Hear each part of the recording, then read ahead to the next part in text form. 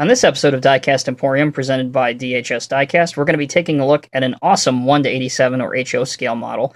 This video was requested by one of my followers on YouTube.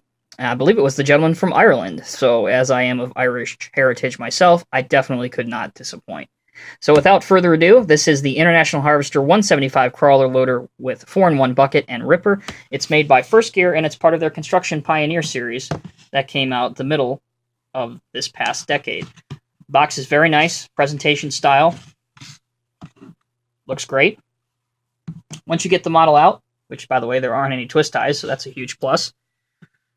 Really the biggest plus point for this model is the detail and the metal tracks, which they do roll on any surface that isn't completely smooth, such as the review area, so obviously they're not going to roll. The nicely replicated rollover protection structure has a lot of detail on it, including some perforation at the back.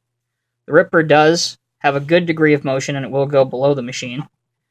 However, what really hurts this model is the dump height. That is the extent that the bucket will raise. And as you can see here, I have a Foley International dump truck, and it's really a low-sided dump truck, and it won't even clear the side of that.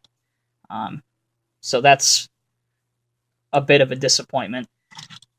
But if you can live with that, this model is fantastic.